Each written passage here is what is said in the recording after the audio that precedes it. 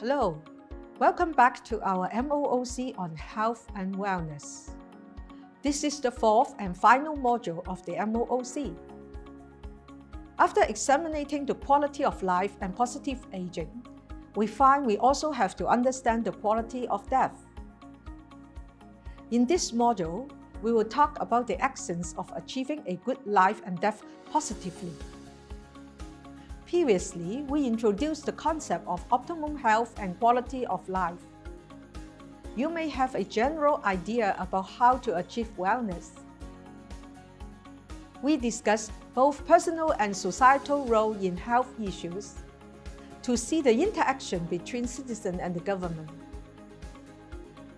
Throughout their whole lives, individual has to face critical life challenges and learn how to cope with and grow from the process. In this final topic, we would like to understand the essence of achieving a good life and death positively.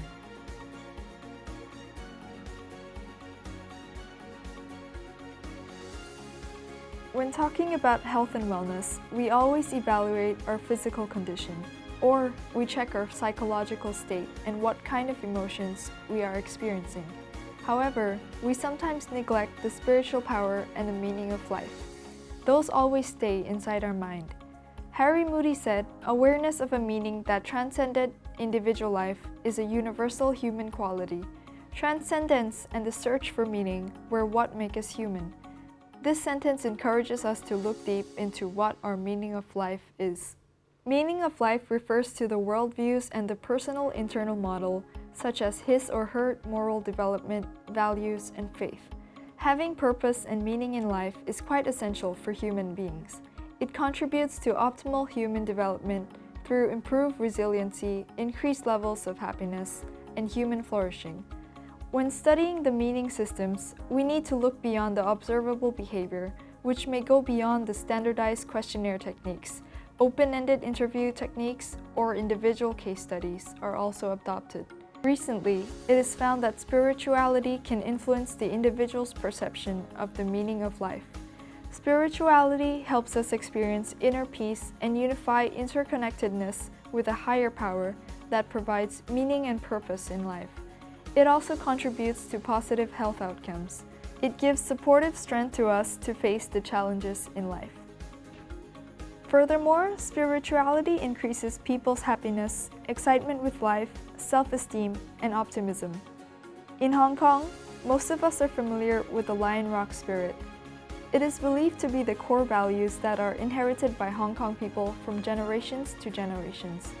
Cultivated from a popular drama series Below the Lion Rock in 1973, it represents Hong Kong people's perseverance and solidarity. These characteristics support the citizens to work hard and rebuild Hong Kong after World War II collectively.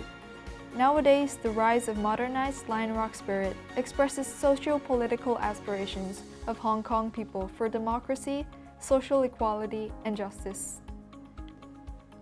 Discussion. What is your understanding of the Lion Rock spirit? Do you think it still represents Hong Kong spirit now? After the discussion, you can see how the citizens think of these two questions. Have you ever thought about what is the most important in your life?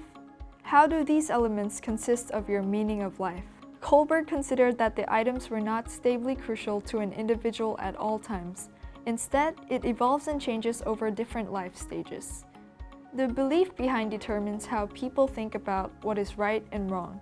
This decision as moral reasoning is highly related to the meaning of life. Kohlberg studied how individuals make moral reasoning. He presented hypothetical dilemmas and found that there were 3 levels of moral reasoning. The first level is the pre-conventional level. The pre-conventional level of moral reasoning is especially common in children, although adults can also exhibit this level of reasoning. Reasoners at this level judge the morality of an action by its direct consequences. Throughout the pre-conventional level, the sense of morality is externally controlled, for example, accepting and believing the rules of authority. The individual focuses on the desire to obey rules and avoidance of being punished. Also, moral reasoning is limited to their interests. At the conventional level, individuals judge the morality of actions by comparing to the society's views and expectations. Conventional morality is characterized by an acceptance of society's conventions concerning right and wrong. At this level, an individual obeys rules and follows society's norms even when there are no consequences for obedience or disobedience. At the post-conventional level, individuals take precedence over society's view, and an individual may disobey rules inconsistent with their principles. They have their ethical principles, including basic human rights, life, liberty, and justice. In Lawrence Kohlberg's view, moral development consists of the growth of less egocentric and more impartial modes of reasoning on more complicated matters. What is faith? Faith is a set of assumptions or understanding about the nature of our connections with others and with the world in which we live. James Fowler in 1971 investigated and developed the stage theory for the development of religious faith. In practice, it is also applicable to other areas of general beliefs. Stage 1 is intuitive projective faith, ages of 3 to 7, characterized by the psyche's unprotected exposure to the unconscious, and marked by a relative fluidity of thought patterns. Religion is learned mainly through experiences, stories, images, and the people that one comes in contact with. Stage 2 is mythic literal faith, mostly in school children. Stage 2 persons have a strong belief in the justice and reciprocity of the universe, and their deities are almost always anthropomorphic. Stage 3 is synthetic conventional faith, arising in adolescence, age 12 to early adulthood. It is characterized by conformity to authority and the religious development of a personal identity. Any conflict with one's beliefs are ignored at this stage due to the fear of threat from inconsistencies. In stage 4, individuative reflective faith, usually mid-20s to late 30s. This stage is a stage of angst and struggle. The individual takes personal responsibility for his or her beliefs and feelings. As one is able to reflect on one's own beliefs, there is an openness to a new complexity of faith, but this also increases the awareness of conflicts in one's belief. Stage 5 is conjunctive faith and acknowledges paradox and transcendence relating reality behind the symbols of inherited systems. The individual resolves conflicts from previous stages by a complex understanding of a multidimensional, interdependent truth that cannot be explained by any particular statement. Stage 6 is universalizing faith, or what some might call enlightenment. The individual would treat any person with compassion as he or she views people from a universal community and should be treated with universal principles of love and justice. Combining with and analyzing both Kohlberg's stages of moral reasoning development and Fowler's stages of faith development, the author summarized the morality and faith development into 4 general stages, including conformist, individuality, integration, and self-transcendence. Conformist means that individuals begin to view themselves and others as conforming to socially approved codes or norms. There is a right way and a wrong way, and it is the same for everyone, or broad classes of people. During the stage of individuality, persons demonstrate a respect for individuality and interpersonal ties. A person must become more tolerant of himself and of others with the recognition of individual differences and of complexities of circumstances. The individualistic ego has a broad-minded tolerance of, and respect for, the autonomy of oneself and others. The stage of integration describes that the ego exhibits wisdom, broad empathy towards oneself and others, and a capacity to be aware of inner conflicts or to tolerate them and make peace with them. The last stage is self-transcendence. Self-transcendence involves individuals conceiving themselves as an integral part of the universe as a whole. It is about moving beyond the physical and the ego, and knowing the inner spirit essence of life. It is about seeing the world from a universal perspective. At the heart of self-transcendence is a spiritual concept that looks at the true meaning of life and the infinite consciousness. How can we promote the transition between the stages and achieve self-transcendence in the end? It is recommended that both intentional and unintentional or circumstantial events may foster that transition. Some special life experiences may push us to get maturer and less egocentric, and have more understanding between the autonomy of self and others, such as the significant life challenges like attending college, marriage, job change, or even life crisis, the near-death experiences. Although most people may not experience such extreme situations, we may also learn through engaging in workshops and therapies to transform from one stage to another. For example, reading about other religions or faiths, attending short-term programs to heighten self-awareness. According to Wong and Frankel, the seeking for the meaning can help build up spiritual power. There are 3 levels of self-transcendence. The first level is seeking the ultimate meaning. At this level, the individuals can reach beyond their physical limitations.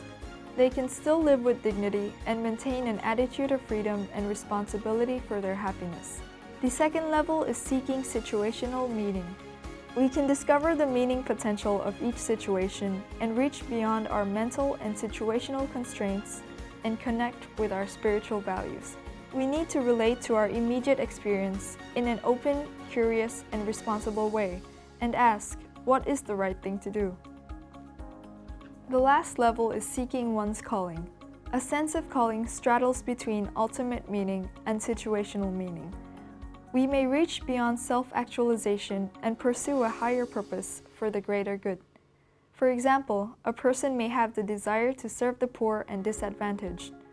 When he learns about the opportunity to serve in a leper colony, he may accept this mission as his calling. It is an engagement in striving to achieve a concrete meaning in life, a life goal of contributing something of value to others. If we can cultivate all 3 levels of transcendence, we will develop a spiritual lifestyle that is good and healthy for individuals and society. Good death. Usually we focus more on the quality of life and what benefits our growth. However, we seldom consider how to achieve the quality of death.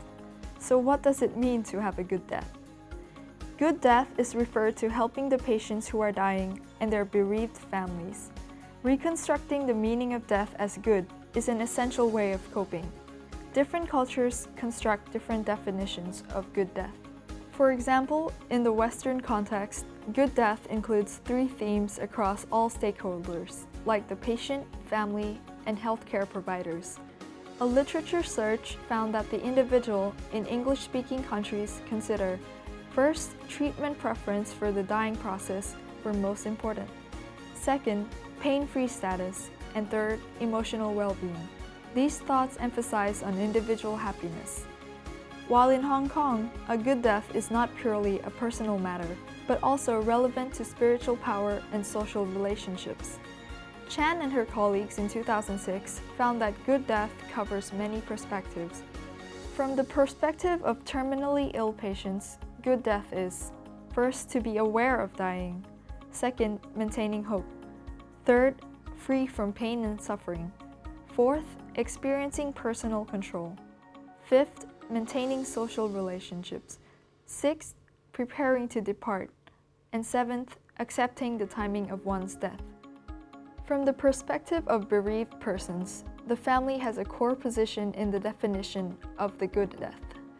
Other than having life accomplishments and having a good family are essential, presence of family members at the moment of death is important too. Let's see a local research by Chan et al. In 2006 about the perception of good death among the general public in Hong Kong. Among the public, good death is most often related to 1. Having no physical torture, 2. Being painless, and 3. Being independent. Do you agree or disagree with these items? What is your understanding of good death? Please share your view with your classmates in the discussion session. In Chinese culture, death and dying is acceptable worship with respect. People naturally accept death and suffering, and they believe that human has an afterlife. With the comparison between Eastern and Western studies, we may conclude that physical condition is the main factor for good health in the majority of Western populations. However, more tendency is on interdependence and psychosocial factors in Chinese culture. To prepare for a good death, both the individual and his family members both have to be psychologically prepared. We believe that no matter how good the death, it is still a significant loss for many bereaved persons. So to achieve good bereavement under significant other's death is quite necessary for those alive. Good bereavement refers to the combination of good death of a deceased person and the good life of a bereaved person. For those bereaved persons, they should reconstruct the meaning of life after the loss, adjust to change in daily life after the loss. In Chinese culture, death is a taboo that people are not willing to mention it in daily life because it may result in bad luck. For this reason, most of us have little understanding of the meaning of life and death and how to cope with the related issues. So nowadays, scholars and the public have raised awareness and begun life and death education. Core of life and death education. The core of life and death education is to unfold the fear of death, change the mystery of life and death from unknown to known. Besides, education would teach the public a positive way to face pitfalls and trauma. The public can also know, accept, and realize the limits in life and delicacy of human. Although we do not know where and how we will die, we can still determine our quality of life and subjective feelings toward life. And with the constant reflection and preparation, we can live and die well. Preparation for death. So how can we prepare for death? A traditional method for coping with death is avoidance. Previously, the concept of death was bad luck, opposite to living, and represents failure. It results in fearful and stubborn emotions, guilty and conflictual relationships, low and regretful self-esteem, loss and exhaustion in life, and accepting death unexpectedly and helplessly. It is a harmful and vicious circulation. A paradigm shift is occurring to guide us to cope with death. Through enriched preparation, we can have a good death. This paradigm we call 2 lives, 3 wills in Chinese. It includes the meaning of life and life review in the part of 2 lives. We should attach the meaning of life and death, including the values and religion. Life review refers to completing the life tasks in the stage and integrating his or her whole life. 3 wills are will, living will, and loving will.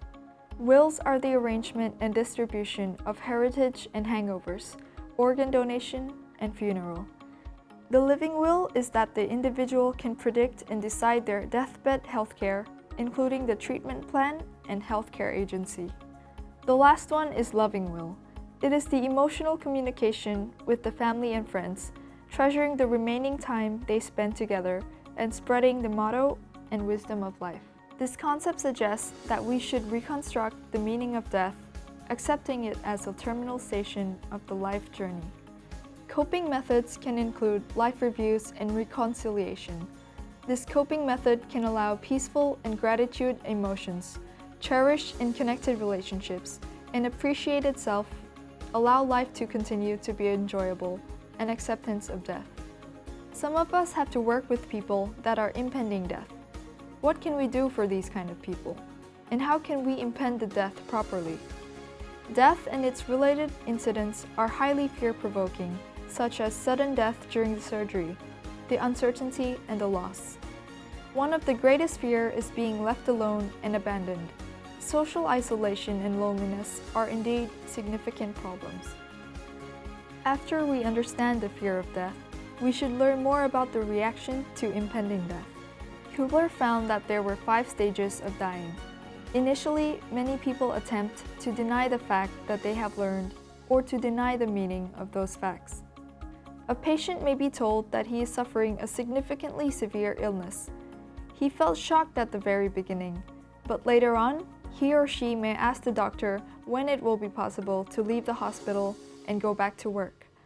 The patient denied the situation and thought it was simply a joke. Denial stems from tremendous anxiety and represents an attempt to keep the threatening facts from entering consciousness. Some patients become extremely angry when they receive a diagnosis of impending death, as they are overwhelmed by depression and fear of death. Such anger is a double-edged sword. The patients may be motivated to find a modern treatment for his or her condition and help themselves live longer. From the wrong side, the expression of anger may reduce the chance of social support to the patients because of the emotional instability. The anger allows the patient to move on to the next stage, bargaining. At this stage, some patients might engage in bargaining to survive. A patient volunteers to participate in a research project and serve as a subject to test a new drug or treatment, hoping to achieve a cure. Or the religious patient might promise to be a better person and live a perfect life if only given another chance. These thoughts and actions make the patient feel better emotionally, and they gradually come to understand the reality of the situation. Depression is a typical response and can occur immediately or after some delay. The depression may result from many failed efforts to change the illness. Depression involves giving up, however, and no longer fighting for survival. Instead, the patient lives any remaining time in satisfying and enjoyable ways, such as moving towards self-understanding and contacting others. The last stage is acceptance. Some patients accept the inevitability of death peacefully and strive to understand and come to the meaning of life. Buckman says bad news is any news that drastically and negatively alters the patient's view of his or her future. He also developed a 6-step protocol to guide the medical professional on how to break the bad news to those who are impending death. We can begin this process by carefully, in an appropriate setting, share the information with them. Find out how much the person already knows and how much the person wants to know. Knowing how much information the person wants to receive will guide you to inform them without overloading.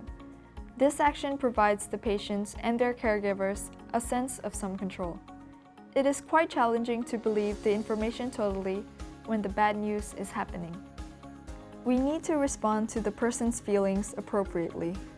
For example, listening to their concerns conveys respect, and acknowledging that the news is difficult for them is also helpful. Then plan for the future and follow up. It should be approached with special preparation and sensitivity. The plan should involve people who can support the individual, like family members, significant others, or care workers who know the person well. Dying is not so horrible when we have a strategy to cope with it. Physically, we should satisfy bodily needs and minimize physical distress. Psychologically, to maximize their security, autonomy, and richness. Let them live with dignity. Additionally, it is also helpful to enhance their interpersonal attachments and their social support from their social group. Lastly, we should be aware of the spiritual power, for example, helping the patient rediscover their meaning of life and their strengths. Discussion: the choice of dying at home in Hong Kong. About dying, there is a heated discussion about whether people should die in their own homes in Hong Kong. It is a significant challenge of end-of-life care. Until 2016, over 1 million older persons live in Hong Kong, and the proportion of older persons in the total population rose to 15.9% in 2016. The aging trends become faster in the past decades. While Hong Kong enjoys one of the longest life expectancies, it only ranked 22 among the world in the 2015 Quality of Death Index. Some local researchers pointed out that inappropriate admissions to hospital were common. Almost all older patients die in hospital, while seldom choose palliative care services. This choice contributes to several problems, such as inappropriate use of hospital services and unnecessary transportation. In Hong Kong, the barriers of dying at home are various, such as social taboo, lack of death education. Less than 3% of the patients participated in the home end-of-life care program. However, most elderly would like to stay at home even during the last period. Please see the reference on the next page and discuss the choice of dying at home.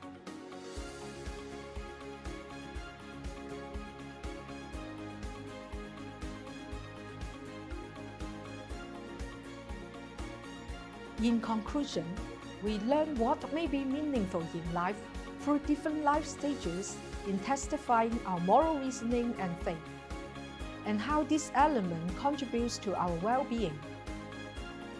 We looked at the quality of death and the exciting cultural differences on this issue.